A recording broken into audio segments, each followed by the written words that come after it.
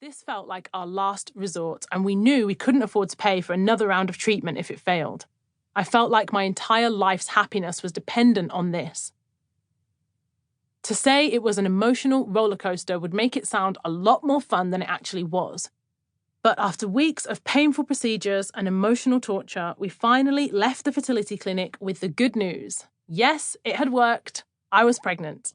I remember every single minute of that car journey home. I was so excited, my mind racing to imagine the year ahead.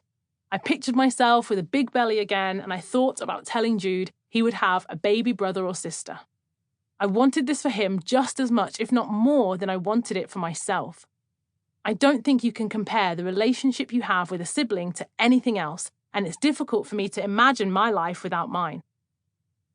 And since I'd been daydreaming about this precise moment for the last 3 years, I already had a long list of potential names.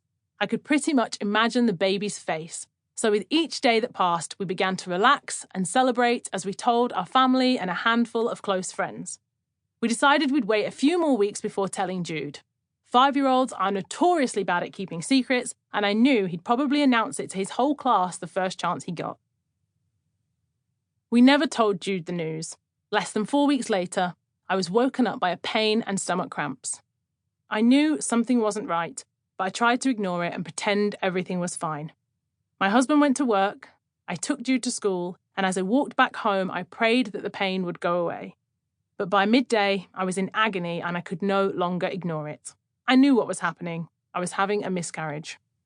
We'd waited so long for this baby, and in one afternoon, along with the joy and the hope, it was all gone. We all have to face painful experiences. Sadly, no one is exempt from adversity, setbacks, failure, heartbreak, grief, or loss. Some have to face a lot more than others, and there is no justification for the amount of suffering some people endure in one lifetime. We each have a story, and this is just a small part of mine. Even though I didn't know it then, this difficult time in my life would change everything. At that point, it felt like I couldn't have the one thing I wanted more than anything else. But I also knew I couldn't carry on relentlessly pursuing my dream of having more children to the detriment of everything else in my life. My marriage, my finances, my friendships, and most importantly, my outlook were all being negatively impacted.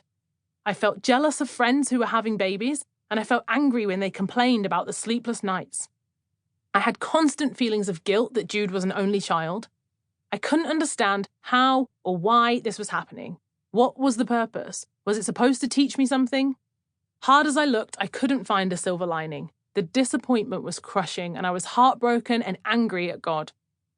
I felt incredibly grateful to have Jude, and I was reminded of that every time I heard him call me mummy. But that didn't take away the feeling of sadness underneath it all. When I looked ahead to the future, I could no longer envision the life I dreamed of. It's hard to see the light at the end of the tunnel when you're lying face down on the ground. Back then, my mind was fixed, and I believed that any alternative future would only ever be second best. That was until 2 very important things happened. The first was an opportunity that came at just the right time. The second was my willingness to take it. At the start of 2017, I got a call from Paul Brady, the PR manager at Adidas UK, whom I'd worked with before. He told me that Adidas had a few race places in London's iconic marathon, and he asked if I'd like to run the race as a member of the AR running community. It was January, and the April marathon was just 14 weeks away, and I'd never even run more than 10K. So, of course, the rational response was, oh my gosh, yes! I've never run a marathon before, but yes, count me in! As I hung up the phone, I was buzzing with excitement, but that rush was soon pushed aside by the onset of self-doubt. Are you kidding? You can't run 26 miles. You're not a marathon runner. You're a mum and a fitness trainer. You don't even know how to train for a marathon. Surely you'll need a coach. Only real runners take on marathons. There must be loads of other runners who would love to do this iconic race. You should give the place to one of them. Do you even have time for this right now? It's January. It's freezing outside. You're a fair weather runner, Adrienne. Call him back and tell him you've changed your mind. After a few minutes of initial panic, I composed myself and spent the next couple of hours looking at marathon training plans online and reading articles about how